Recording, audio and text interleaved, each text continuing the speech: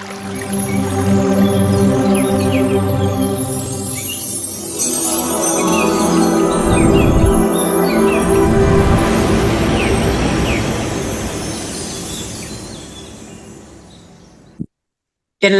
ಆತ್ಮ ಬಂಧುಗಳಿಗೆ ಆತ್ಮಪೂರ್ವಕ ಪ್ರಣಾಮಗಳು. ಮೊದಲಿಗೆ ನಮ್ಮ ನಿಮ್ಮೆಲ್ಲರ ಪ್ರೀತಿಯ ಗುರುಗಳಾದಂತ ಬ್ರಹ್ಮರ್ಷಿ ಪಿತಾಮಹ ಶ್ರೀ ಸುಭಾಷ್ ಪತ್ರಿಜಿಯವರಿಗೆ ಮತ್ತು ಗುರುಮಾತೆ ಸ್ವರ್ಣಮಾಲಾ ಪತ್ರಿಯಮ್ಮನವರಿಗೆ ಅನಂತ ಅನಂತ ಆತ್ಮಪೂರ್ವಕ ಪ್ರಣಾಮಗಳನ್ನ ಅರ್ಪಿಸುತ್ತಾ ಈ ದಿನದ ಈ ಕಾರ್ಯಕ್ರಮವನ್ನ ಮುಂದುವರ್ಸೋಣ ಮಾಸ್ಟರ್ಸ್. ನಾನು ಕೂಡ ಸ್ವಲ್ಪ ಹೊತ್ತು ಲಕ್ಷ್ಮೀಕಾಂತಮ್ಮ ಮೇಡಮ್ ಅವ್ರು ಕೊಟ್ಟಂತ ಒಂದು ವಿಚಾರಧಾರೆಯ ಪೂರ್ವಕವಾಗಿರ್ತಕ್ಕಂಥ ಧ್ಯಾನವನ್ನ ನಾನು ಕೂಡ ಗಮನಿಸಿದೆ. ಮಾಸ್ಟರ್ಸ್, ಸಿದ್ಧರ ಬೆಟ್ಟ ಒಂದು ಅತ್ಯಂತ ಪವಿತ್ರವಾದಂತ ಸ್ಥಳ.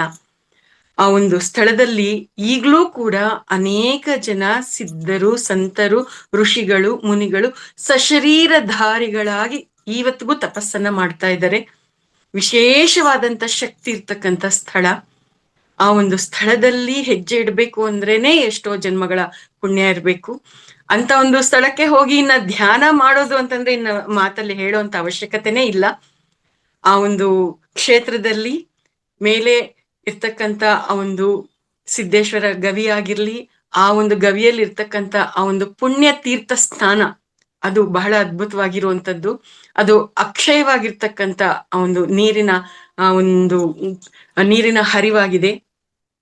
ಯಾವತ್ತೂ ಕೂಡ ಅದು ಬತ್ತು ಹೋಗುವಂತ ವಿಚಾರನೇ ಇಲ್ಲ ಇವತ್ತಿನವರೆಗೂ ಕೂಡ. ಅದೆಷ್ಟು ಶತಮಾನಗಳಿಂದ, ಸಹಸ್ರ ವರ್ಷಗಳಿಂದ ಇದೆಯೋ ಅದು ಗೊತ್ತೇ ಇಲ್ಲ. ಅದ್ರಲ್ಲಿ ಇರ್ತಕ್ಕಂಥ ನೀರು ಅದೆಷ್ಟೋ ರೋಗಗಳಿಗೆ ಪರಿಹಾರ ಆಗಿದೆ. ಅಲ್ಲಿಂದ ಮುಂದಕ್ಕೆ ನಾವು ಇನ್ನು ಮೇಲೆ ಹೋಗ್ತೀವಿ ಅಂತಂದಾಗ ಅದೆಷ್ಟು ವಿಶಾಲವಾಗಿರ್ತಕ್ಕಂಥ ಬಂಡೆ ನಮಗ್ ಕಾಣಿಸುತ್ತೆ ಅನ್ನುವಂಥದ್ದು. ಅದ್ರ ಜೊತೆಗೆ ಅಲ್ಲಿ ನನಗಾಗಿರ್ತಕ್ಕಂಥ ವಿಶೇಷ ಅನುಭವ ಅಂದ್ರೆ ಅಲ್ಲೊಂದು ಈಶ್ವರನ್ ದೇವಸ್ಥಾನ ಇದೆ ಮಾಸ್ಟರ್ಸ್. ಶಿವಲಿಂಗ ಇದೆ ಒಂದು ದೇವಸ್ಥಾನದಲ್ಲಿ. ಅಲ್ಲಿರ್ತಕ್ಕಂಥ ಆ ಶಿವಲಿಂಗದ ಆ ಒಂದು ದೇವಸ್ಥಾನದಿಂದ ಆ ಸೂರ್ಯಗವಿಗೆ ಎಲ್ಲ ರಹಸ್ಯವಾಗಿರ್ತಕ್ಕಂಥ ದಾರಿ ಇದೆ ಅಂತ ಹೇಳ್ತಾರೆ. ಅಲ್ಲಿ ಇರೋದೆಲ್ಲ ಕೂಡ ರಹಸ್ಯನೇ. ಅದನ್ನ ಮೂರನೇ ಕಣ್ಣಿನಿಂದ ದಿವ್ಯ ದೃಷ್ಟಿಯಿಂದ ನೋಡುವಂತವ್ರಿಗೆ ಮಾತ್ರನೇ ಅದು ಗೊತ್ತಾಗೋದು. ಪ್ರತಿಯೊಂದು ಹೆಜ್ಜೆ ಹೆಜ್ಜೆಗೂ ರಹಸ್ಯಗಳೇ ಇರುವಂತದ್ದು. ಅಂತ ಒಂದು ಸ್ಥಳದಲ್ಲಿ ಕೂತ್ಕೊಂಡು ಒಂದ್ ಸಂದರ್ಭದಲ್ಲಿ ಕುಟುಂಬದ ಜೊತೆ, ಸ್ನೇಹಿತರ ಜೊತೆ ಹೋದಾಗ ಅಲ್ಲಿ ಧ್ಯಾನಕ್ಕೆ ಕೂತಿದ್ದಾಗ ಅಲ್ಲಿ ಓಂ ನಮಃ ಶಿವಾಯ ಅನ್ನುವಂತ ಒಂದು ಶಬ್ದ ಬಹಳ ಸ್ಪಷ್ಟವಾಗಿ ಕೇಳಿಸ್ತಾ ಇದ್ದಿತ್ತು. ಆ ಒಂದು ಅನುಭವ ಇವತ್ತಿಗೂ ಕೂಡ ನಾನು ಆ ಒಂದು ಕಂಪ್ಲೀಟ್ ಆ ಸೈಲೆನ್ಸ್ ಸ್ಥಿತಿಗೆ ನಾನು ಹೋದಾಗ ಇವತ್ತಿಗೂ ನಾನು ಆ ಸ್ಥಳಕ್ಕೆ ಕನೆಕ್ಟ್ ಆಗಿದ್ದೀನಿ ಅಂದ್ರೆ ನಂಗೆ ಆ ಒಂದು ಓಂ ನಮಃ ಶಿವಾಯ ಅನ್ನುವಂತ ಒಂದು ಶಬ್ದ ಕೇಳಿಸುತ್ತೆ.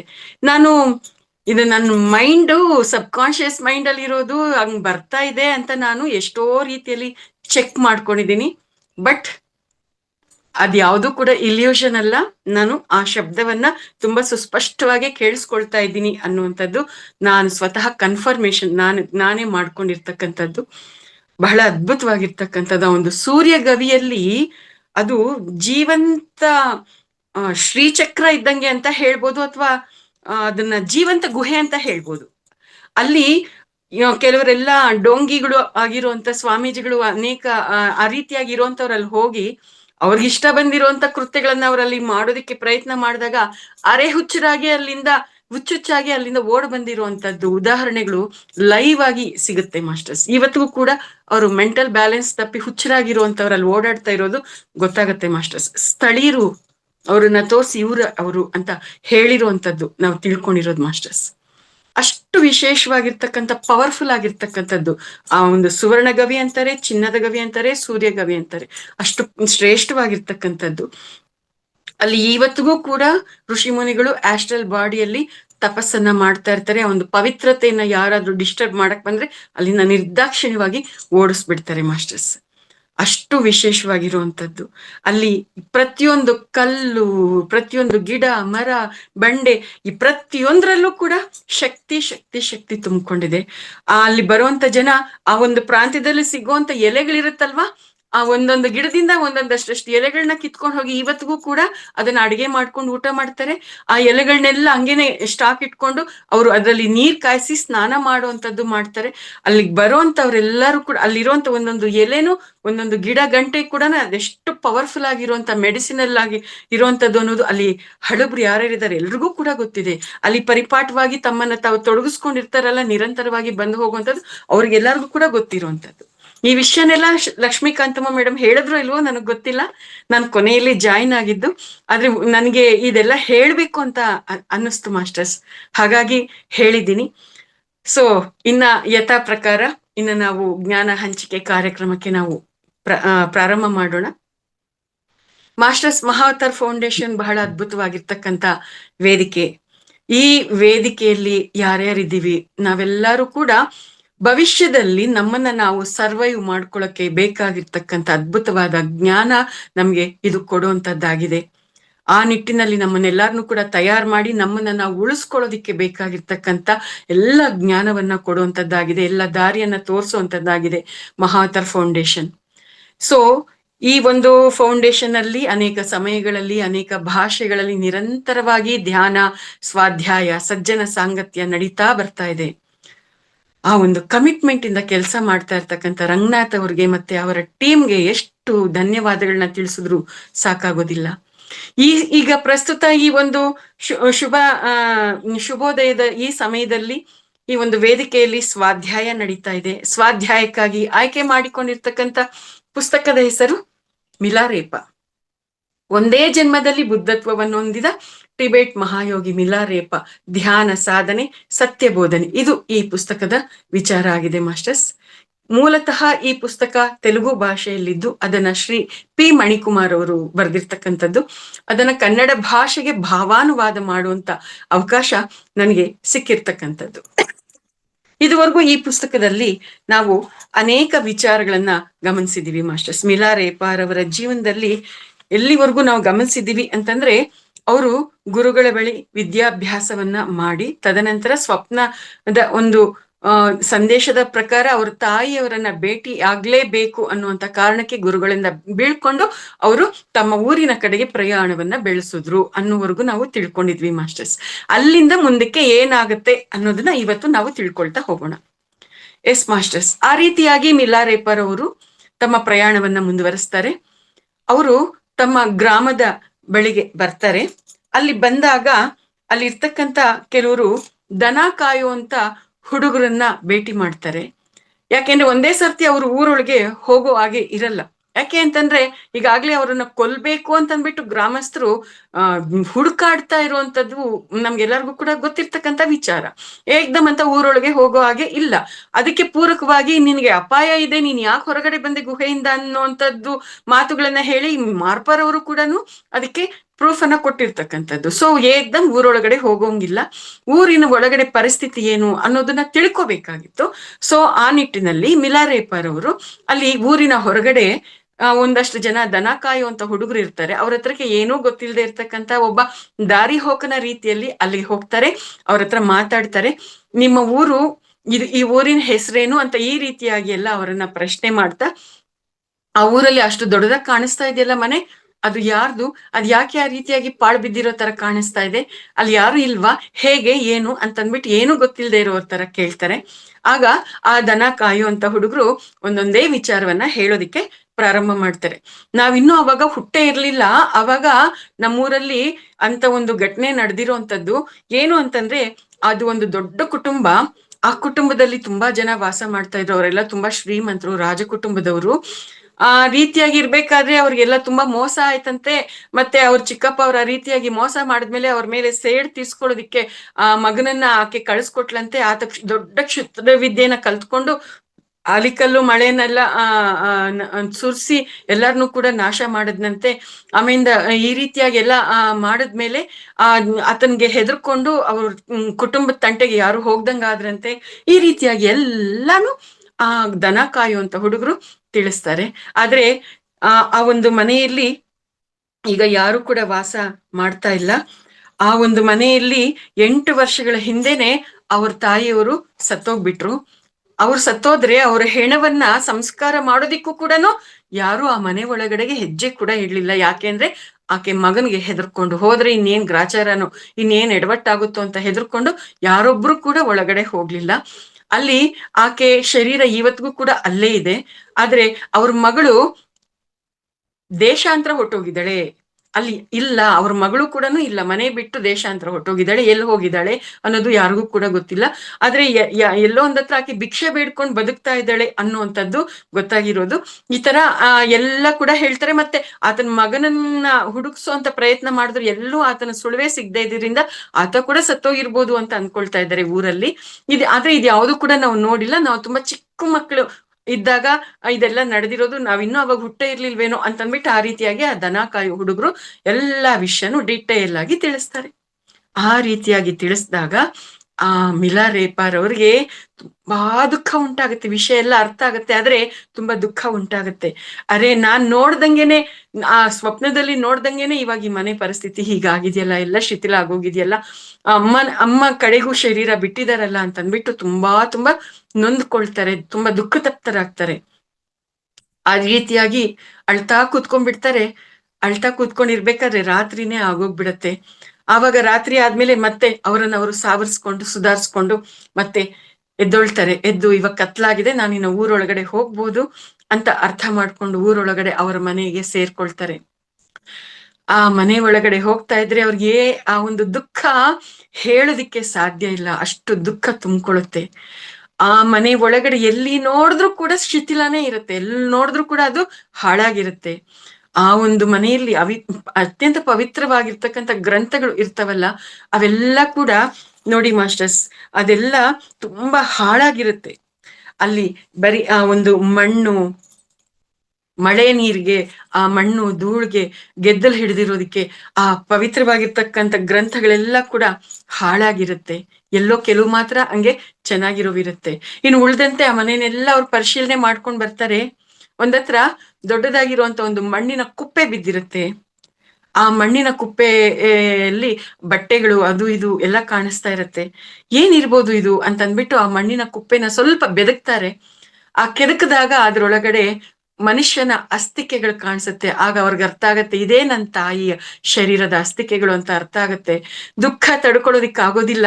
ಅವರು ಎಷ್ಟು ದುಃಖ ತಪ್ತರಾಗ್ತಾರೆ ಅಂತಂದ್ರೆ ಕಡೆಗೆ ಅವರು ಪ್ರಜ್ಞೆಯನ್ನ ತಪ್ಪುವ ಮಟ್ಟಕ್ಕೆ ಅವರು ಬಂದ್ಬಿಡ್ತಾರೆ, ಅಷ್ಟು ದುಃಖಕ್ಕೆ ಒಳಗಾಗ್ತಾರೆ. ಮತ್ತೆ ಅವ್ರ ತಂಗಿ ದೇಶಾಂತರ ಹೋಗಿರುವಂತ ವಿಚಾರ ನೆನ್ಸ್ಕೊಂಡು ಕೂಡ ಅಳ್ತಾರೆ. ಮತ್ತೆ ಅವ್ರು ಎಷ್ಟೆಲ್ಲ ಕಷ್ಟ ಪಟ್ಕೊಂಡ್ ಬಂದ್ರು ಅನ್ನುವಂಥದ್ದನ್ನ ಮತ್ತೆ ನೆನ್ಸ್ಕೊಂಡು ದುಃಖ ಪಡ್ತಾರೆ. ಮಾಸ್ಟರ್ಸ್, ದುಃಖ ಪಡ್ತಾರೆ, ಪ್ರಜ್ಞೆ ತಪ್ಪುವಷ್ಟು ದುಃಖ ಪಡ್ತಾರೆ ಅಂತಂದಾಗ ಇಲ್ಲಿ ನಾವು ಅರ್ಥ ಮಾಡ್ಕೋಬೇಕಾಗಿರುವಂತ ಸೂಕ್ಷ್ಮತೆ ಇದೆ ನೋಡಿ. ಮಿಲಾ ರೇಪಾರ್ ಅವರು ಈಗಾಗ್ಲೇ ಬಹಳಷ್ಟು ಸಾಧನೆ ಮಾಡಿದ್ದಾರೆ, ಹೌದಲ್ವಾ? ಬಹಳಷ್ಟು ಸಾಧನೆ ಮಾಡಿದ್ದಾರೆ. ಆದ್ರೆ ಈಗ್ಲೂ ಕೂಡ ಅವರ ಸ್ಥಿತಿ ದುಃಖ ಪಡುವಂತ ಸ್ಥಿತಿಯೆಲ್ಲ ಇದೆ. ಅಂದ್ರೆ ಭಾವೋದ್ವೇಗಗಳನ್ನಾಗ್ಲಿ ಗುಣಗಳನ್ನಾಗ್ಲಿ ಅವರಿನ್ನು ಪೂರ್ತಿಯಾಗಿ ದಾಟಿಲ್ಲ. ಅವರಿನ್ನು ಅದೆಲ್ಲವನ್ನು ಕೂಡ ದಾಟಬೇಕಾಗಿದೆ ಅನ್ನುವಂಥದ್ದು ಅವರ ಈ ಸ್ಥಿತಿಯ ವಿವರಣೆಯಿಂದ ನಮಗೆ ಗೊತ್ತಾಗ್ತಾ ಇರ್ತಕ್ಕಂಥದ್ದು. ಅಂದ್ರೆ ಸಾಧನೆ ಮಾಡ್ತಾ ಇದ್ದಾಗ ಎಂತ ಶಕ್ತಿಗಳು ಬೇಕಾದ್ರೂ ಸಿಗ್ತಾ ಇರತ್ತೆ, ಸಿದ್ಧಿಗಳು ಬೇಕಾದ್ರೂ ಸಿಗ್ತಾ ಇರತ್ತೆ. ಆದ್ರೆ ನಾನು ಶರೀರ ಅಲ್ಲ, ನಾನೇ ಆ ದೈವ ಅನ್ನುವಂತ ಒಂದು ಬ್ರಹ್ಮ ಜ್ಞಾನ, ಪರಮ ಜ್ಞಾನ ನಮ್ಮಲ್ಲಿ ಜಾಗೃತ ಆಗ್ಬೇಕು ಅಂತಂದ್ರೆ ಅದು ಅಷ್ಟು ಸುಲಭವಾಗಿರುವಂತದ್ದು ಅಲ್ಲ ಅನ್ನುವಂಥದ್ದು ನಮ್ಗಿಲ್ಲಿ ಅರ್ಥ ಆಗ್ತಾ ಇರುವಂತ ಒಂದು ಸೂಕ್ಷ್ಮತೆ. ಆ ದೇವತೆ ಮಿಲಾ ರೇಪಾರ್ ಅವ್ರಿಗೆ ಸಂದೇಶ ಕೊಡ್ತಾಳಲ್ವಾ, ನೀನು ಮಹಾಪರಿಪೂರ್ಣತ್ವವನ್ನ ಸಾಧನೆ ಮಾಡ್ಕೊಳ್ಳೋದಕ್ಕೆ, ಆ ಸ್ಥಿತಿಗೆ ತಲುಪೋದಕ್ಕೆ ನೀನು ಇನ್ನೂ ಸಾಧನೆ ಮಾಡ್ಬೇಕಾಗಿದೆ ಅಂತ ಸೂಚನೆ ಕೊಡ್ತಾಳಲ್ವಾ. ಆ ಸೂಚನೆಯಲ್ಲಿ ಇದೆಲ್ಲವೂ ಕೂಡ ನಮ್ಗೆ ಈಗಿರುವಂತ ಅವರ ಪರಿಸ್ಥಿತಿಯನ್ನ ನಾವು ಗಮನಿಸಿದಾಗ ಅರ್ಥ ಆಗುವಂಥದ್ದು. ಎಸ್ ಮಾಸ್ಟರ್ಸ್, ಈ ರೀತಿಯಾಗಿ ಅವರು ತುಂಬಾ ದುಃಖ ತಪ್ತರಾಗ್ತಾರೆ. ಆದ್ರೆ ತಕ್ಷಣ ಅವ್ರಿಗೆ ಅವ್ರ ಗುರುಗಳು ಕೊಟ್ಟಿರ್ತಕ್ಕಂಥ ಸೂಚನೆಗಳು ನೆನಪಾಗತ್ತೆ. ಓಹೋ, ನಾನಿನ್ನ ಅಳೋದ್ರಿಂದ ಪ್ರಯೋಜನ ಇಲ್ಲ, ಈಗ ನಾನು ಎಚ್ಚೆತ್ಕೋಬೇಕಾಗಿದೆ ಅಂತಂದ್ಬಿಟ್ಟು ಪುನಃ ಅರಿವಿನೊಳಕ್ಕೆ ಬರ್ತಾರೆ. ಇದು ಮಾಸ್ಟರ್ಸ್, ಈ ಒಂದು ವಿಚಾರ ಇದೆಯಲ್ಲ, ಈ ಒಂದು ವಿಚಾರ, ಈ ಒಂದು ಪುಸ್ತಕದ ಜ್ಞಾನವನ್ನ ಭಾವಾನುವಾದ ಮಾಡ್ತಾ ಇದ್ದಾಗ ನನಗೆ ಅದ್ಭುತವಾಗಿರ್ತಕ್ಕಂಥ ಮಾರ್ಗದರ್ಶನ ಕೊಟ್ಟಿರ್ತಕ್ಕಂಥದ್ದು.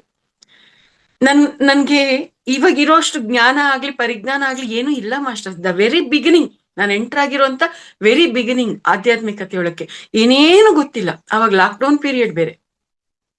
ಕಂಪ್ಲೀಟ್ ಆಗಿ ವಿಡಿಯೋಗಳು ನೋಡ್ಬೇಕು ಅಂತ ಅನ್ಸಲ್ಲ, ಯಾವ ಝೂಮ್ಗಳಿಗೂ ಜಾಯಿನ್ ಆಗ್ಬೇಕು ಅಂತ ಅನಿಸ್ತಾ ಇರ್ಲಿಲ್ಲ. ಒಬ್ಳೇ ನನ್ ಪಾಡಿಗೆ ನಾನು ಇರುವಂತದ್ದು, ಯಾವ್ದ್ರ ಜೊತೆನೂ ಕನೆಕ್ಟಿವಿಟಿಗೆ ಬಯಸ್ತಾ ಇಲ್ಲ ನನ್ನ ಮನ್ಸು. ಅಂತ ಒಂದು ಹೋರಾಟದ ಒಂದು ಸ್ಥಿತಿ. ಆ ರೀತಿಯಾಗಿ ಇರ್ಬೇಕಾದ್ರೆ ಯಾವುದೇ ಜ್ಞಾನ ವಿಶೇಷವಾಗಿ ಇಲ್ಲದೆ ಇದ್ದಾಗ, ಯಾವುದೇ ಕ್ಲಾರಿಟಿ ಇಲ್ಲದೆ ಇದ್ದಾಗ, ತುಂಬಾ ಹೋರಾಟ ಮಾಡ್ತಾ ಇದ್ದಾಗ ಈ ಪುಸ್ತಕವನ್ನ ಟ್ರಾನ್ಸ್ಲೇಷನ್ ಮಾಡೋದಷ್ಟೇ ನನಗಿದ್ದಿದ್ದಂತ ಕೆಲಸ. ಇದನ್ನ ಮಾಡ್ತಾ ಇದ್ದಾಗ್ಲೇ ನನಗೆಲ್ಲಾ ಕ್ಲಾರಿಟಿ ಸಿಗ್ತಾ ಬರ್ತಾ ಇದ್ದಿದ್ದು ಮಾಸ್ಟರ್ಸ್. ನನಗೆ ಜ್ಞಾನ ಗೊತ್ತಾಗ್ತಾ ಇತ್ತು, ಆದ್ರೆ ಈ ಒಂದು ಕೋಪ, ತಾಪ, ದುಃಖ, ದುಗುಡ, ದುಮ್ಮಾನ, ಅವಮಾನ ಎಲ್ಲಾ ಕೂಡ ಎದ್ದು ಎದ್ದು ಕೂತ್ಕೊಳ್ತಾ ಇತ್ತು. ಆ ರೀತಿಯಾಗಿ ಕೂತ್ಕೊಳ್ತಾ ಇದ್ದಾಗ ತಕ್ಷಣ ತಿಳ್ಕೊಂಡಿರ್ತಕ್ಕಂಥ ಜ್ಞಾನದಿಂದ ಅದ್ರೆಲ್ಲದ್ರಿಂದ ಹೊರಕ್ ಬರುವಂತದ್ ಮಾಡ್ತಾ ಇದ್ದಿದ್ದು.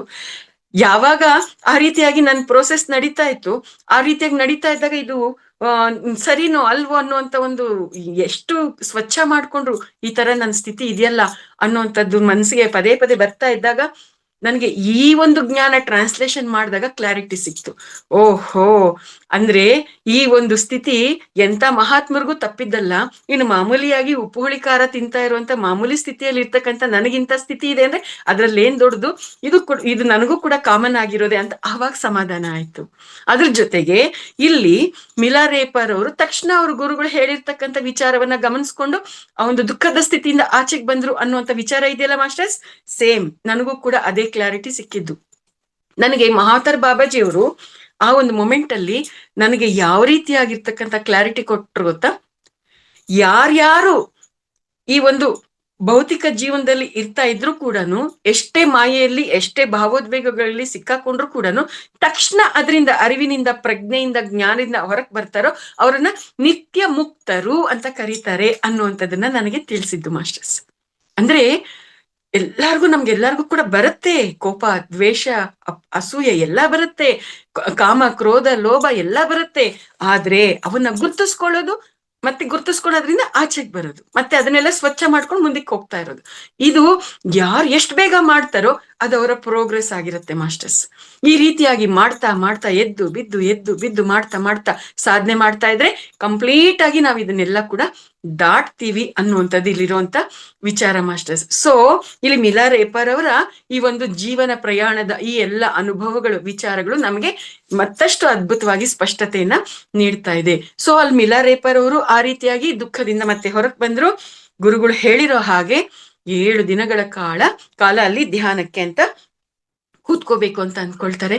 ಆದ್ರೆ ಅವರು ಕೂತ್ಕೊಳ್ಳೋಕ್ಕೂ ಮೊದ್ಲು ತನ್ನ ತಾಯಿ ಜೊತೆ ನೇರವಾಗಿ ಮಾತಾಡಕ್ ಆಗದಿದ್ರು ಕೂಡ ಆಕೆಯ ಆಸ್ಟ್ರಲ್ ಬಾಡಿ ಅಂದ್ರೆ ಆಕೆಯ ಆತ್ಮದ ಜೊತೆಗೆ ಅವರು ಮಾತಾಡ್ತಾರೆ.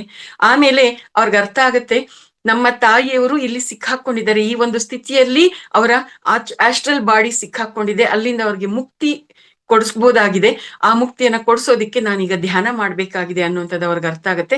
ಕೇವಲ ಅವರ ತಾಯಿಯವ್ರಿಗಷ್ಟೇ ಇಲ್ಲ, ಅವರ ತಂದೆಯವ್ರಿಗೂ ಕೂಡ ಮುಕ್ತಿಯನ್ನ ಕೊಡಿಸುವಂತ ಕೆಲಸ ನಾನು ಮಾಡ್ಬೇಕು ಅನ್ನೋದು ಅವ್ರಿಗೆ ಅರ್ಥ ಆಗತ್ತೆ. ಸೊ ಹಾಗಾಗಿ 7 ದಿನಗಳ ಕಾಲ ಧ್ಯಾನಕ್ಕೆ ಕೂತ್ಕೋಬೇಕು ಅಂತ ಅಂದ್ಕೊಳ್ತಾರೆ. ಅಂದ್ರೆ ಮಾಸ್ಟರ್ಸ್ ಇಲ್ಲಿ ಒಂದು ಸೂಕ್ಷ್ಮತೆ ಇದೆ, ನಾವು ಅದನ್ನ ಗಮನಿಸ್ಕೋಬೇಕು.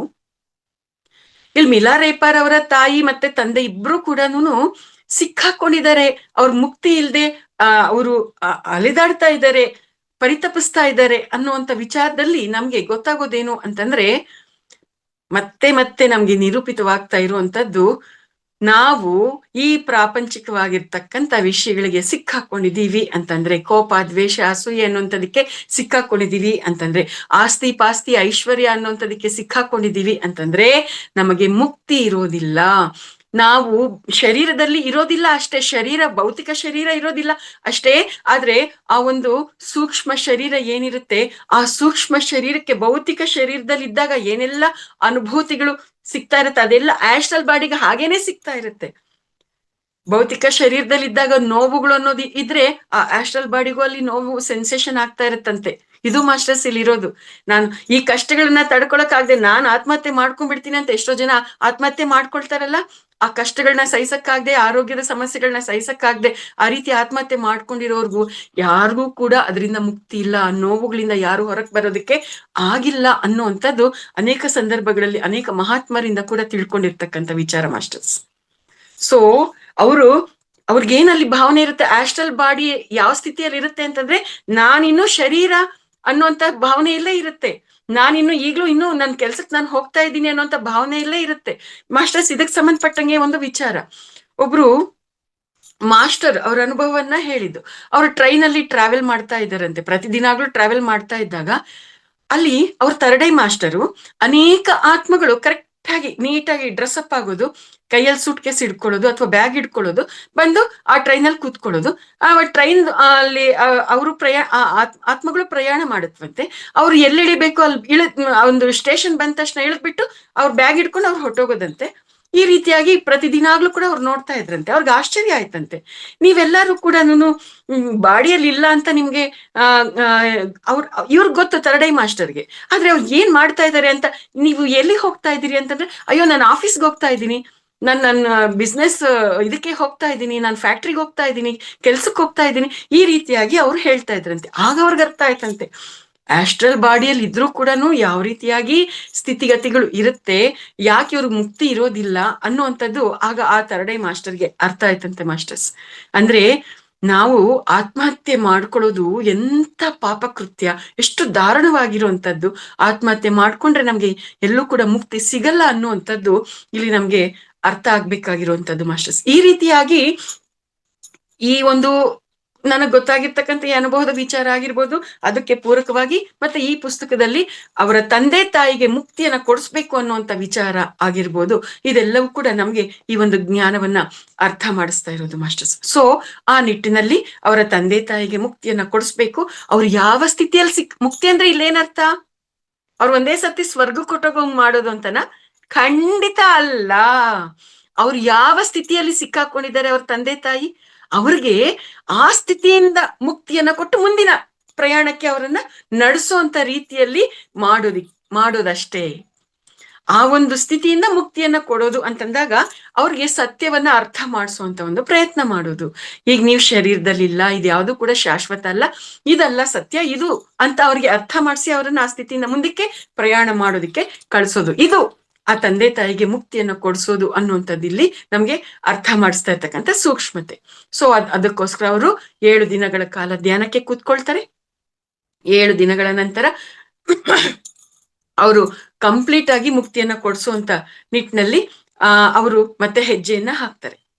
ಮಾಸ್ಟರ್ಸ್ ನೋಡಿ, ಇಲ್ಲಿ ನನಗೆ ಇವತ್ತಿಗೂ ಕೂಡ ಪ್ರಶ್ನಾರ್ಥಕವಾಗಿರುವಂಥದ್ದು, ಅವರ ತಂದೆ ತಾಯಿಗೆ ಅವರು ಅಲ್ಲಿ ಕರ್ಮಕಾಂಡಗಳನ್ನ ಮಾಡ್ಬೇಕಾಗಿರುತ್ತೆ. ಅವ್ರ ತಾಯಿಯವರ ಅಸ್ತಿಕೆಗಳು ಇರುತ್ತಲ್ವಾ, ಅದಕ್ಕೆ ಕರ್ಮಕಾಂಡವನ್ನ ಮಾಡಿಸಿ ಮುಕ್ತಿಯನ್ನ ಪೂರ್ತಿಯಾಗಿ ಕೊಡಿಸ್ಬೇಕು ಅಂತ ಅಂದ್ಕೊಳ್ತಾರೆ ಅನ್ನುವಂಥ ವಿಚಾರ ಆವಾಗ ನನ್ಗೆ ಅರ್ಥ ಆಗಿರ್ಲಿಲ್ಲ.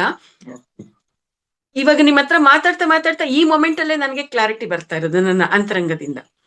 ಮಾಸ್ಟರ್ಸ್ ಆ ರೀತಿಯಾಗಿ ಅವರು ಧ್ಯಾನಕ್ಕೆ ಕೂತು 7 ದಿನಗಳ ಕಾಲ ಧ್ಯಾನ ಮಾಡಿದ್ದಾದ್ಮೇಲೆ ಅವರ ತಾಯಿಯವರಿಗೆ ಪೂರ್ತಿಯಾಗಿ ಆ ಒಂದು ಸ್ಥಿತಿಯಿಂದ ಮುಕ್ತಿ ಕೊಡ್ಸೋದಿಕ್ಕೆ ಅವರ ಅಸ್ತಿಕೆಗಳನ್ನೆಲ್ಲ ತಗೊಂಡು ಒಂದು ಬಟ್ಟೆಯಲ್ಲಿ ಮೂಟೆಯನ್ನ ಕಟ್ಕೊಳ್ತಾರೆ ಮಾಸ್ಟರ್ಸ್. ಆಮೇಲೆ ಅಲ್ಲಿರ್ತಕ್ಕಂಥ ಒಂದಷ್ಟು ಚೆನ್ನಾಗಿರುವಂತ ಧರ್ಮ ಗ್ರಂಥಗಳು ಏನೇನಿದ್ವು, ಪವಿತ್ರವಾಗಿರ್ತಕ್ಕಂಥದ್ದು, ಅದನ್ನೆಲ್ಲಾನು ಸೇರಿಸಿ ಒಂದು ಮೂಟೆಯನ್ನ ಕಟ್ಕೊಳ್ತಾರೆ. ಅದನ್ನೆಲ್ಲ ಒಂದು ಗಂಟು ಕಟ್ಕೊಂಡು ಈ ಅಸ್ತಿಕೆಗಳನ್ನೆಲ್ಲ ಒಂದು ಮೂಟೆಯಲ್ಲಿ ಹಾಕೊಂಡು ಅವರು ಮುಕ್ತಿಯನ್ನ ಕೊಡಿಸ್ಬೇಕು ಅಂತಂದ್ಬಿಟ್ಟು ಅಲ್ಲಿಂದ ಪುನಃ ಹೊರಡ್ತಾರೆ. ಎಲ್ಲಿ ಹೋಗ್ತಾರೆ ಅಂತಂದ್ರೆ, ಪ್ರಾರಂಭದಲ್ಲಿ ಆ ಗ್ರಾಮದ ಬಳಿ ಇರ್ತಕ್ಕಂಥ ಒಬ್ರು ಲಾಮ ಇರ್ತಾರಲ್ವಾ, ಆ ಲಾಮರವರ ಮನೆಗೆ ಹೋಗ್ತಾರೆ. ಆದ್ರೆ ಅಲ್ಲಿ ಆ ಲಾಮರವರು ಶರೀರದಲ್ಲಿ ಇರೋದಿಲ್ಲ, ಅವ್ರ ಶರೀರ ಬಿಟ್ಬಿಟ್ಟಿರ್ತಾರೆ. ಆದ್ರೆ ಅವ್ರ ಮಗ ಇರ್ತಾರೆ. ಅವ್ರ ಮಗನ ಹತ್ರ ಹೋಗ್ಬಿಟ್ಟು ಹೇಳ್ತಾರೆ, ನಾನು ಈ ತರ ತೋಪಗ ಅಂತ, ನಾನು ಇಂಥ ಮನೆಯವನು, ಇದು ನಮ್ಮ ತಾಯಿಯವರ ಅಸ್ತಿಕೆಗಳು, ಇವಾಗ ಇವಕ್ಕೆ ಕರ್ಮಕಾಂಡ ಮಾಡ್ಬೇಕು ಅಂತ ಕೇಳಿದಾಗ ಆತ ಬಿಗಿನಿಂಗ್ ಅಲ್ಲೇ ಹೆದರ್ಕೊಳ್ತಾನೆ. ಅಂದ್ರೆ ಇಂಥ ಪಾಪಿಷ್ಟೇ ಆಗಿರ್ತಕ್ಕಂಥ ಆಕೆಯ ಶರೀರಕ್ಕೆ ನಾನು ಕರ್ಮಕಾಂಡ ಮಾಡುವಂತ ಕೆಲಸ ಮಾಡಿದ್ರೆ ನನ್ನ ಕುಲರಕ್ಷಕ ದೇವತೆಗಳು ನನ್ನ ಮೇಲೆ ಕೋಪ ಮಾಡ್ಕೊಳ್ತಾರೆ ಅಂತ ಆತ ಹೆದರ್ಕೊಂಡಾಗ ಮಿಲಾರೇಪರ್ ಅವರು ಅವ್ರಿಗೆ ಹಾಮಿಯನ್ನ ಕೊಡ್ತಾರೆ. ಏನು ತೊಂದರೆ ಆಗೋದಿಲ್ಲ, ನಿಮ್ಗೆ ತೊಂದರೆ ಆಗದಿರೋ ರೀತಿ ನಾನು ನೋಡ್ಕೊಳ್ತೀನಿ ಅಂತ ಅವ್ರು ಹೇಳ್ತಾರೆ. ಆ ರೀತಿಯಾಗಿ ಹೇಳಿದ್ದಾದ್ಮೇಲೆ ಅವ್ರು ಒಪ್ಕೊಂಡು ಒಂದು ಕರ್ಮಕಾಂಡವನ್ನ ನಡೆಸ್ತಾರೆ. ಅಂದ್ರೆ ಧ್ಯಾನ ಮಾಡಿದ್ಮೇಲೆ ಅವ್ರಿಗೆ ಪೂರ್ತಿಯಾಗಿ ಮುಕ್ತಿ ಸಿಗ್ಬೇಕಾಗಿತ್ತಲ್ಲ, ಆದ್ರೆ ಸಿಗ್ಲಿಲ್ವಾ ಅನ್ನುವಂತ ಪ್ರಶ್ನೆ ನನಗ್ ಬಂದಿತ್ತು ಮಾಸ್ಟರ್ಸ್.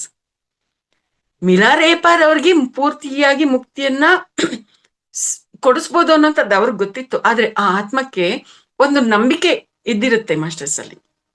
ನನ್ನ ಅಸ್ತಿಕೆಗಳು ಇನ್ನೂ ಇದೆ, ಅದಕ್ಕೆ ಕರ್ಮಕಾಂಡ ಆಗಿಲ್ಲ, ಅದಕ್ಕೆ ನನ್ ಮುಕ್ತಿ ಸಿಗ್ತಾ ಇಲ್ಲ ಅನ್ನುವಂತ ಒಂದು ಎಲ್ಲೋ ಒಂದು ರೀತಿಯಾಗಿರ್ತಕ್ಕಂಥ ಸೂಕ್ಷ್ಮವಾಗಿರ್ತಕ್ಕಂಥ ಬಂಧನ ಅಲ್ಲಿ ಇದ್ದಿದ್ರಿಂದ ಅವರು ಆ ರೀತಿಯಾಗಿ ಆ ಅಸ್ಥಿಗಳಿಗೆ ಕರ್ಮಕಾಂಡವನ್ನ ನಡೆಸಿ ಪೂರ್ತಿಯಾಗಿ ಅವ್ರ ತಾಯಿಯವ್ರಿಗೆ, ಓಹೋ ಇವಾಗ ನನಗೆ ಕರ್ಮಕಾಂಡ ನಡೆದಿದೆ, ನಾನಿನ್ನ ಮುಕ್ತಿಯನ್ನ ಪಡ್ಕೊಂಡಿದ್ದೀನಿ ಅಂತ ಅವ್ರಿಗೆ ಅನ್ಸಿ ಆ ಒಂದು ಸ್ಥಿತಿಯನ್ನ ಅವ್ರು ದಾಟಿ ಮುಂದಕ್ಕೆ ಹೋಗಿರೋದು ಅನ್ನುವಂಥದ್ದು ಈ ಮೊಮೆಂಟ್ ಅಲ್ಲಿ ನನಗೆ ಅರ್ಥ ಆಗ್ತಾ ಇರ್ತಕ್ಕಂಥದ್ದು ಮಾಸ್ಟರ್ಸ್. ಈ ಕರ್ಮಕಾಂಡ ಅನ್ನುವಂಥ ವಿಚಾರ ಇದಕ್ ಮೊದಲು ಕೂಡ ಅಶ್ವಿನಿ ಕೇಳಿರ್ತಕ್ಕಂಥ ಪ್ರಶ್ನೆಯಿಂದ ತುಂಬಾ ಆಳವಾದ ಚರ್ಚೆಗೆ ನಾವೆಲ್ಲರೂ ಕೂಡ ಇಳಿದಿದ್ವಿ. ಈಗ ಅದಕ್ಕೆ ಸಂಬಂಧಪಟ್ಟ ಹಾಗೆ ಇಲ್ಲಿ ಮತ್ತೆ ಅದೇ ವಿಚಾರ ಇಲ್ಲಿ ಬಂದಿದೆ. ಅಂದ್ರೆ ಧ್ಯಾನದಿಂದಾನೇ ನಾವು ಆ ಆತ್ಮಗಳಿಗೆ ಮುಕ್ತಿಯನ್ನ ಕೊಡಿಸ್ಬೋದು ಅನ್ನುವಂಥದ್ದು ಇಲ್ಲಿ ನಮ್ಗೆ ಅರ್ಥ ಆಗುವಂಥದ್ದು. ಅಟ್ ದ ಸೇಮ್ ಟೈಮ್ ಆ ಒಂದು ಕರ್ಮಕಾಂಡಗಳನ್ನ ಮಾಡೋದ್ರ ಮುಖಾಂತರ ಕೂಡ ಮುಕ್ತಿಯನ್ನ ಕೊಡ್ಸೋದಿಕ್ಕೆ ಅವಕಾಶ ಇದೆ ಅನ್ನುವಂಥದ್ದು ಕೂಡ ಇಲ್ಲಿ ಗೊತ್ತಾಗಿರ್ತಕ್ಕಂಥದ್ದು. ಹಾಗಾಗಿ ಧ್ಯಾನ ಸ್ಥಿತಿಯನ್ನ ತಲುಪೋದಿಕ್ಕೆ ಎಷ್ಟೆಷ್ಟೋ ಮಾರ್ಗಗಳಿದೆ. ಆನಾಪಾನಸತಿ ಮುಖಾಂತರ ನಾವು ಧ್ಯಾನ ಸ್ಥಿತಿಯನ್ನ ನಾವು ತಲುಪ್ತೀವಿ, ಕ್ರಿಯಾಯೋಗದ ಮುಖಾಂತರ ನಾವು ಧ್ಯಾನ ಸ್ಥಿತಿಯನ್ನ ತಲುಪ್ತೀವಿ, ಬೇರೆ ಬೇರೆ ಪದ್ಧತಿಗಳ ಮುಖಾಂತರ ನಾವು ಒಂದು ಧ್ಯಾನ ಸ್ಥಿತಿಯನ್ನ ತಲುಪ್ತೀವಿ. ಅದೇ ರೀತಿಯಾಗಿ ಈ ಒಂದು ಮುಕ್ತಿ ಅಂದ್ರೆ ಆ ಒಂದು ಸ್ಥಿತಿಗಳಿಂದ ಅವ್ರಿಗೆ ಮುಕ್ತಿಯನ್ನ ಸಿಗುವಂತ ಒಂದು ಕೈಂಕರ್ಯಗಳಿಗೂ ಸಂಬಂಧಪಟ್ಟ ಹಾಗೆ ಅನೇಕ ವಿಧಾನಗಳು ಇದೆ ಅನ್ನುವಂಥದ್ದು ಸತ್ಯ. ಯಾರಿಗೆ ಸಾಧ್ಯ ಇದೆ, ಯಾರಿಗೆ ಅಂತ ಶಕ್ತಿ ಇದೆ, ಅವರು ಧ್ಯಾನವನ್ನ ಮಾಡಿನೇ ಮುಕ್ತಿಯನ್ನ ಕೊಡಿಸ್ಬೋದಾಗಿದೆ. ಇಲ್ಲ ಅನ್ನುವಂಥವ್ರು ಆ ಒಂದು ರಿಚುವಲ್ಸ್ ಸಂಪ್ರದಾಯ ಏನಿದೆ, ತಿಥಿ ಅದು ಇದು ತರ್ಪಣ ಅನ್ನುವಂಥದ್ದು ಅದನ್ನ ಮಾಡಿ ಕೂಡ ಅಲ್ಲಿ ಕೊಡ್ಸೋದಿಕ್ಕೆ ಅವಕಾಶ ಇದೆ. ಆದ್ರೆ ಆ ಎಲ್ಲ ಕೈಂಕರ್ಯಗಳನ್ನ ಮಾಡಿದಾಗ ಎಷ್ಟು ಜನಕ್ಕೆ ಮುಕ್ತಿ ಸಿಕ್ಕಿದೆ ಅನ್ನುವಂಥ ಒಂದು ಪ್ರಶ್ನೆ ಬಂದಾಗ ತುಂಬಾ ಆಳವಾಗಿ ಹೋಗ್ಬೇಕಾಗತ್ತೆ. ಬಟ್ ಇವಾಗ ಈ ಸಮಯ ಅಲ್ಲ ವಿಚಾರಗಳನ್ನ ನಾವು ಆಳವಾಗಿ ಮಾತಾಡೋದಿಕ್ಕೆ. ಮುಂದಿನ ಅವಕಾಶಗಳಲ್ಲಿ ಅದ್ರ ಬಗ್ಗೆನೆ ನಾವು ಒಂದು ಸೆಷನ್ ಅಲ್ಲಿ ಮಾತಾಡೋಕೆ ಅವಕಾಶ ಆದಾಗ ನಾವು ಮಾತಾಡೋಣ ಮಾಸ್ಟರ್ಸ್. ಸೊ ಒಟ್ಟಾರೆಯಾಗಿ ಇಲ್ಲಿ ಮಿಲಾರೇಪಾರ್ ಅವರ ತಾಯಿಯವರ ಅಸ್ತಿಕೆಗಳಿಗೆ ಕರ್ಮಕಾಂಡ ನಡೆಯುತ್ತೆ. ಆ ರೀತಿಯಾಗಿ ಅದೆಲ್ಲವೂ ಕೂಡ ಮುಗ್ದಿದ್ದಾದ್ಮೇಲೆ ಮಿಲಾರೇಪಾರ್ ಅವರು ಅಲ್ಲಿ ಅವ್ರು ಮತ್ತೆ ಪ್ರಯಾಣ ಆಗೋದಿಕ್ಕೆ ರೆಡಿ ಆಗ್ತಾರೆ. ಆದ್ರೆ ಆ ಲಾಮಾರವರ ಮಗ ಅವರನ್ನ ತಡೆದು ಕೇಳ್ತಾರೆ, ಅಯ್ಯ ನೀವು ಕ್ಷುದ್ರ ವಿದ್ಯೆಗಳನ್ನ ಅಭ್ಯಾಸ ಮಾಡಿ ಎಷ್ಟೋ ರೀತಿಯಲ್ಲಿ ನೀವು ದುಷ್ಕೃತ್ಯಗಳನ್ನ ಮಾಡಿದಿರಿ ಅನ್ನೋದು ಕೇಳಿದೀನಿ ನಾನು. ಆದ್ರೆ ಇವತ್ತು ನಿಮ್ಮನ್ನ ನೋಡಿದ್ರೆ ನೀವು ಇಷ್ಟು ಶ್ರೇಷ್ಠವಾಗಿರುವಂತ ಸ್ಥಿತಿಯಲ್ಲಿದ್ದೀರಿ. ಈ ಸ್ಥಿತಿಗೆ ಬರೋದಿಕ್ಕೆ ನೀವು ಯಾರೋ ಒಬ್ಬ ಶ್ರೇಷ್ಠವಾದಂತ ಗುರುಗಳನ್ನ ನೀವು ಭೇಟಿಯಾಗಿದ್ದೀರಿ, ಅವರಿಂದ ನೀವು ಸಾಧನೆ ಮಾರ್ಗವನ್ನ ತಗೊಂಡಿದ್ದೀರಿ ಅಂತ ನನ್ಗೆ ಅರ್ಥ ಆಗ್ತಾ ಇದೆ. ಅದ್ರ ಬಗ್ಗೆ ವಿಚಾರಗಳನ್ನ ತಿಳಿಸಿ ಅಯ್ಯ ಅಂತ ಅಂದ್ಬಿಟ್ಟು ಕೇಳ್ತಾರೆ. ಆಗ ಮಿಲಾರೇಪರ್ ಅವರು ಆ ಎಲ್ಲ ವಿಚಾರಗಳನ್ನ ತಿಳಿಸ್ತಾರೆ. ಅವರು ಮಾರ್ಪಾರ್ ಅವರನ್ನ ಭೇಟಿಯಾಗಿದ್ದು ಸಾಧನೆ ಮಾಡಿದ್ದು ಅದೆಲ್ಲವನ್ನು ಕೂಡ ತಿಳಿಸಿದಾಗ ಆ ಲಾಮಾರ್ ಅವರ ಪುತ್ರ ಕಣ್ಣೀರನ್ನ ಸುರಿಸ್ತಾರೆ. ಆಹಾ ಎಂತ ಅದ್ಭುತವಾಗಿರ್ತಕ್ಕಂಥ ಸಾಧನೆ ಮಾಡಿದಿರಿ ಅಂತ.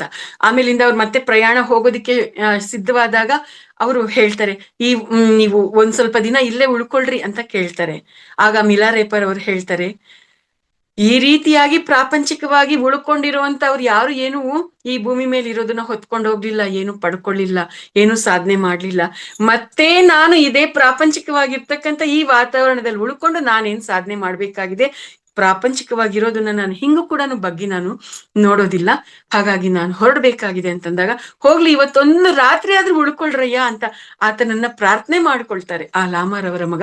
ಆ ಒಂದು ಪ್ರಾರ್ಥನೆಗೋಸ್ಕರ ಮಿಲಾರೇಪರ್ ಅವರು ಆ ರಾತ್ರಿ ಅಲ್ಲೇ ಉಳ್ಕೊಳ್ತಾರೆ. ಆ ರಾತ್ರಿ ಮತ್ತು ಅನೇಕ ವಿಚಾರಗಳನ್ನ ಆ ದಂಪತಿಗಳ ಜೊತೆ, ಆ ಲಾಮಾರ್ ಅವರ ಪುತ್ರ ಮತ್ತೆ ಅವರ ಪತ್ನಿ ಜೊತೆ ಅನೇಕ ವಿಚಾರಗಳನ್ನ ಹಂಚಿಕೊಳ್ತಾರೆ. ಆಮೇಲೆ ಅವರು ಮತ್ತೆ ಮಾರನೇ ದಿನ ಹೋಗ್ಬೇಕಾದ್ರೆ ಅವ್ರಿಗೆ ಆಹಾರಕ್ಕಾಗಿ ಬೇಕಾಗಿರ್ತಕ್ಕಂಥ ಹಿಟ್ಟು, ಎಣ್ಣೆ, ಅದು ಇದು ಕೆಲವೆಲ್ಲ ಏನೇನ್ ಬೇಕಾಗಿರುತ್ತೆ ಧಾನ್ಯಗಳು ಎಲ್ಲವನ್ನು ಕೂಡ ಕೊಟ್ಟು ಕಳಿಸ್ತಾರೆ. ಮಿಲಾರೇಪರ್ ಅವರು ಅದನ್ನೆಲ್ಲವನ್ನು ಕೂಡ ತೆಗೆದುಕೊಂಡು ಅವರ ಊರಿನ ಬಳಿ ಒಂದು ದೊಡ್ಡ ಬೆಟ್ಟ ಇರುತ್ತೆ. ಆ ಬೆಟ್ಟದಲ್ಲಿ ಒಂದು ದೊಡ್ಡದಾಗಿರ್ತಕ್ಕಂಥ ಗುಹೆ ಇರುತ್ತೆ. ಆ ಗುಹೆ ಒಳಗಡೆ ಕೂತ್ಕೊಂಡು ಅವರು ಧ್ಯಾನ ಸಾಧನೆಯನ್ನ ಪ್ರಾರಂಭ ಮಾಡ್ತಾರೆ. ನೋಡಿ ಮಾಸ್ಟರ್ಸ್ ಹೇಗಿದೆ, ಅವರ ತಾಯಿಯವರಿಗೆ ಸಂಬಂಧಪಟ್ಟ ಹಾಗೆ ಏನು ಮಮಕಾರ ಇತ್ತು, ಆ ಒಂದು ಮನೆಗೆ ಸಂಬಂಧಪಟ್ಟ ಹಾಗೆ ಏನ್ ಮಮಕಾರ ಇತ್ತು, ಅದೆಲ್ಲದಕ್ಕೆ ಸಂಬಂಧಪಟ್ಟಂಗೆ ಅವರ ಸ್ಥಿತಿಗತಿ ಎಷ್ಟು ಚೆನ್ನಾಗಿ ನಮ್ಗೆ ಅರ್ಥ ಮಾಡಿಸಿದ್ದಾರೆ. ಸೊ ಒಟ್ಟಾರೆಯಾಗಿ ಅವರ ಒಂದು ಗುಹೆಯಲ್ಲಿ ಕೂತ್ಕೊಂಡು ಧ್ಯಾನ ಸಾಧನೆಯನ್ನ ಪ್ರಾರಂಭ ಮಾಡ್ತಾರೆ. ಆ ರೀತಿಯಾಗಿ ಧ್ಯಾನ ಸಾಧನೆ ಸುಮಾರು ತಿಂಗಳುಗಳ ಕಾಲ ನಡೆಯುತ್ತೆ. ಅವರು ಆಹಾರವನ್ನ ತುಂಬಾ ಅಪರೂಪವಾಗಿ ತೆಗೆದುಕೊಳ್ತಾ ಇರ್ತಾರೆ. ಆ ರೀತಿಯಾಗಿ ಅಪರೂಪವಾಗಿ ತೆಗೆದುಕೊಳ್ತಾ ಇದ್ದಿದ್ರಿಂದ ಅವರ ಶರೀರ ತುಂಬಾ ಬಡಕಲಾಗಿ ತಯಾರಾಗತ್ತೆ, ತುಂಬಾ ಬಲಹೀನವಾಗಿ ತಯಾರಾಗತ್ತೆ. ಆ ರೀತಿಯಾಗಿ ತಯಾರಾಗಿ ಆಗಿದ್ರು ಕೂಡ ಅವರು ಸಾಧನೆ ಮಾಡ್ತಾನೆ ಇರ್ತಾರೆ. ಕಡೆಗೆ ಆ ಆಹಾರ ಪದಾರ್ಥಗಳೆಲ್ಲ ಮುಗ್ದೇ ಹೋಗ್ಬಿಡತ್ತೆ. ಮುಗಿದೋದ್ಮೇಲೆ ಇನ್ನ ಅವ್ರು ಯೋಚನೆ ಮಾಡ್ತಾರೆ, ಇನ್ನೊಂದಷ್ಟು ಆಹಾರ ಪದಾರ್ಥಗಳನ್ನ ನಾನು ಭಿಕ್ಷೆ ಬೇಡಿ ತಂದಿಟ್ಕೊಂಡ್ಬಿಟ್ಟು ಮತ್ತೆ ಧ್ಯಾನಕ್ಕೆ ಕೂತ್ಕೊಂಡ್ಬಿಡ್ಬೇಕು. ಊರೊಳಗಡೆ ಹೋಗಿ ರೈತರಿಂದಾನೋ ಇನ್ ಯಾರಿಂದನಾದ್ರೂ ಒಂದಷ್ಟು ಆಹಾರ ಧಾನ್ಯಗಳನ್ನ ಪಡ್ಕೊಂಡ್ ಬರೋಣ ಅಂತ ಅಂದ್ಬಿಟ್ಟು ಜೋಳಿಗೆನ ನೇತಾಕೊಂಡು ಅಲ್ಲಿಂದ ಅವರು ಹೊರಡ್ತಾರೆ. ಊರೊಳಗಡೆ ಹೋಗ್ತಾರೆ. ಅವರು ಹೋಗ್ಬೇಕಾದ್ರೆ ಅಂದ್ಕೊಂಡು ಹೋಗ್ತಾರೆ, ಅಬ್ಬ ಯಾವುದೇ ಕಾರಣಕ್ಕೂ ನಾನು ನಮ್ ಚಿಕ್ಕಮ್ಮನ ಮನೆಗೆ ಹೋಗ್ಬಾರ್ದು ಅಂತ ಅಂದ್ಕೊಂಡು ಅವರು ಹೋಗ್ತಾರೆ. ಆದ್ರೆ ಮಾಸ್ಟರ್ಸ್ ಏನ್ ಆಶ್ಚರ್ಯ ಅಂತಂದ್ರೆ, ಅವ್ರು ಸೀದಾ ಭಿಕ್ಷೆ ಬೇಡೋದಕ್ಕೆ ಅವ್ರ ಚಿಕ್ಕಮ್ಮನ ಮನೆ ಮುಂದೆನೆ ಹೋಗಿ ನಿಂತ್ಕೊಳ್ತಾರೆ. ಅವ್ರ ಚಿಕ್ಕಮ್ಮ ಹೊರಗಡೆ ಬಂದ್ ನೋಡ್ತಾರೆ. ಆತನ ಧ್ವನಿಯನ್ನ ಕೇಳ್ತಾ ಇದ್ದಂಗೆನೆ ಆಕೆಗೆ ಅರ್ಥ ಆಗತ್ತೆ, ಇದು ತೋಪಗುಂದೇನೆ ಧ್ವನಿ ಅಂತ ಅಂದ್ಬಿಟ್ಟು ಆಕೆ ಆಚೆಗೆ ಬಂದ್ ನೋಡ್ತಾರೆ. ನೋಡಿದ ತಕ್ಷಣ ಅವರೇ ಅನ್ನೋದು ಗೊತ್ತಾಗತ್ತೆ. ಆಕೆಗೆ ವಿಪರೀತವಾಗಿರ್ತಕ್ಕಂಥ ಕೋಪ ಬರುತ್ತೆ. ಬಾಯಿಗೆ ಬಂದಂತೆಲ್ಲ ಬೈತಾ ಆತನ್ಗೆ ಶಾಪಗಳನ್ನ ಹಾಕ್ತಾ ಆತನನ್ನ ಹೊಡಿಬೇಕು ಅಂತ ಅಂದ್ಬಿಟ್ಟು ಒಂದು ದೊಡ್ಡ ದೊಣ್ಣೆನ್ ತಗೊಂಡು ಓಡ್ ಬರ್ತಾ ಇರ್ತಾಳೆ. ಆದ್ರೆ ಇಲ್ಲಿ ಮಿಲಾ ರೇಪರ್ ಅವ್ರು ಏನ್ ಮಾಡ್ತಾರೆ ಗೊತ್ತಾ? ಅವ್ರಿಗೆ ಶಕ್ತಿ ಇದೆ ಅಂತ ಏನಾದ್ರು ಶಕ್ತಿ ಪ್ರಯೋಗ ಮಾಡಿದ್ರ? ಇಲ್ಲ, ಆಕೆಯಿಂದ ತಪ್ಪಿಸ್ಕೊಂಡು ಓಡ್ತಾರೆ. ಅವ್ರನ್ನ ಅವ್ರು ಕಾಪಾಡ್ಕೊಳ್ಳೋದಿಕ್ಕೆ ಓಡ್ತಾರೆ. ಓಡ್ತಾ ಓಡ್ತಾ ಅಲ್ಲಿ ಒಂದು ನೀರಿಂದು ಗುಂಡಿದೆ, ಅದ್ರೊಳಗಡೆ ಬಿದ್ದೋಗ್ಬಿಡ್ತಾರೆ. ಈ ರೀತಿಯಾಗಿ ಹಂಗು ಹಿಂಗು ಮಾಡಿ ಬೀಸೋ ದೊಣ್ಣೆಯಿಂದ ತಪ್ಪಿಸ್ಕೊಂಡ್ರೆ 1000 ವರ್ಷ ಆಯುಸ್ಸು ಅಂತ ಹೇಳ್ತೀವಲ್ಲ, ಆ ರೀತಿಯಾಗಿ ಅಲ್ಲಿ ಅವ್ರು ತಪ್ಪಿಸ್ಕೊಂಡು ವಾಪಸ್ ಬಂದ್ಬಿಡ್ತಾರೆ. ಆದ್ರೆ ವಾಪಸ್ ಬರೋಕ್ಕೂ ಮೊದ್ಲು ಅವ್ರು ದೂರದಲ್ಲಿ ನಿಂತ್ಕೊಂಡು ಅವರು ತುಂಬಾ ಸಂಕಟದಿಂದ ಅವರ ಚಿಕ್ಕಮ್ಮನಿಗೆ ಅವ್ರ ಇದುವರೆಗೂ ಅವ್ರ ಜೀವನದಲ್ಲಿ ಏನೇನೆಲ್ಲ ಅನುಭವಗಳನ್ನ ಪಟ್ಟಿದ್ದಾರೆ, ಎಷ್ಟೆಲ್ಲ ಕಷ್ಟಗಳನ್ನ ಪಟ್ಟಿದ್ದಾರೆ, ಅದನ್ನೆಲ್ಲ ಹಾಡಿನ ರೂಪದಲ್ಲಿ ಹಾಡ್ತಾ ವಿವರಿಸ್ತಾರೆ ಮಾಸ್ಟರ್ಸ್. ಇಲ್ಲಿ ಮಿಲಾ ರೇಪರ ಜೀವನ ಚರಿತ್ರೆಯ ಈ ಪುಸ್ತಕದ ವಿಶೇಷತೆನೇ ಅದಾಗಿದೆ. ಈ ಮಿಲಾ ರೇಪರ್ ಅವರು ತಮ್ಮ ಜೀವನದ ಅನೇಕ ವಿಚಾರಗಳನ್ನ ಮತ್ತೆ ಜ್ಞಾನವನ್ನ ಕೊಡುವಂತ ಆ ಎಲ್ಲ ಜ್ಞಾನದ ವಿಚಾರಗಳು ಗೀತೆಗಳ ರೂಪದಲ್ಲಿ ಇರುವಂತದ್ದು ಮಾಸ್ಟರ್ಸ್. ಅಂದ್ರೆ ಗೀತೆಗಳು ಅಂತಂದ್ರೆ ಅದು ಸಂಪೂರ್ಣವಾಗಿ ಪದ್ಯಗಳಲ್ಲ ಮಾಸ್ಟರ್ಸ್. ಆ ಗೀತೆಗಳ ಸಾರಾಂಶ ಅಲ್ಲಿ ಇರ್ತಕ್ಕಂಥದ್ದು ಅಷ್ಟೇ. ಅದು ಹಾಡುಗಳೇ ಅಲ್ಲ, ಅದು ಕಂಪ್ಲೀಟ್ ಆಗಿ ಒಂದು ಹಾಡಿನ ರೂಪದಲ್ಲಿ ಇರ್ತಕ್ಕಂಥ ಒಂದು ಕವನಗಳು ಹೇಗಿರುತ್ತೆ ಆ ರೀತಿಯಾಗಿ ಇರೋದಿಲ್ಲ. ಅದರ ಸಾರಾಂಶ ಆಗಿರ್ತಕ್ಕಂಥದ್ದು. 1ನೇ ಗೀತೆ 2ನೇ ಗೀತೆ ಅಂತ ಅಲ್ಲಿ ಇರುತ್ತೆ, ಆದ್ರೆ ಅದು ಆ 1ನೇ ಗೀತೆಯ ಸಾರಾಂಶ 2ನೇ ಗೀತೆಯ ಸಾರಾಂಶ ಆಗಿರುತ್ತೆ ಅಷ್ಟೇ ಮಾಸ್ಟರ್ಸ್. ಆ ಒಂದು ಪುಸ್ತಕವನ್ನ ಓದಿದಾಗ ನಾವು ಅದನ್ನ ಈ ರೀತಿಯಾಗಿ ಅರ್ಥ ಮಾಡ್ಕೋಬೇಕಾಗಿರ್ತಕ್ಕಂಥದ್ದು. ಸೊ ಅವರು ಮಿಲಾ ರೇಪರ್ ಅವರು ಗೀತೆಯ ರೂಪದಲ್ಲಿ ಅವರ ಚಿಕ್ಕಮ್ಮನಿಗೆ ಎಲ್ಲವನ್ನು ಕೂಡ ವಿವರಿಸ್ತಾರೆ. ಆತನ ಆ ಹಾಡಿನಲ್ಲಿ ಆ ಎಲ್ಲ ವಿಚಾರಗಳನ್ನ ತಿಳ್ಕೊಂಡಂತ ಆಕೆಗೆ, ಅಷ್ಟು ಕ್ರೂರಿಯಾಗಿರ್ತಕ್ಕಂಥ ಆಕೆಗೆ ಅಂತರಂಗದಿಂದ ದುಃಖ ಹೊರಹೊಮ್ಮುತ್ತೆ. ಅಂದ್ರೆ ಆಕೆಗೆ ದುಃಖ ಉಂಟಾಗತ್ತೆ. ಆಕೆನು ಕೂಡ ಅಳೋದಿಕ್ ಶುರು ಮಾಡ್ತಾಳೆ. ಅದನ್ನೆಲ್ಲ ಹೇಳ್ತಾ ಮಿಲಾ ರೇಪರ್ ಅವರು ಅಳ್ತಾ ಇದ್ರೆ ಅದನ್ನ ಕೇಳಿಸ್ಕೊಂಡಂತ ಆಕೆ ಕೂಡ ಅಳೋದಿಕ್ಕೆ ಶುರು ಮಾಡ್ತಾಳೆ. ಆಕೆ ಜೊತೆಗೆ ಇನ್ನೊಬ್ಬ ಹುಡುಗಿ ಇರ್ತಾಳಂತೆ ಅಲ್ಲಿ, ಆಕೆ ಕೂಡ ಜೋರಾಗಿ ಅಳೋದಿಕ್ಕೆ ಶುರು ಮಾಡ್ತಾಳಂತೆ. ನೋಡಿ ಮಾಸ್ಟರ್ಸ್, ಅಂದ್ರೆ ಪ್ರತಿಯೊಬ್ಬರ ಯಾರಾದ್ರೂ ಒಬ್ರು ಕೆಟ್ಟವ್ರು ಇದ್ದಾರೆ ಅಂತಂದ್ರೆ ಸಂಪೂರ್ಣವಾಗಿ ಅವರಲ್ಲಿ ಕೆಟ್ಟದ್ದಷ್ಟೇ ಅಲ್ಲ, ಒಳ್ಳೇದು ಕೂಡ ಇರುತ್ತೆ.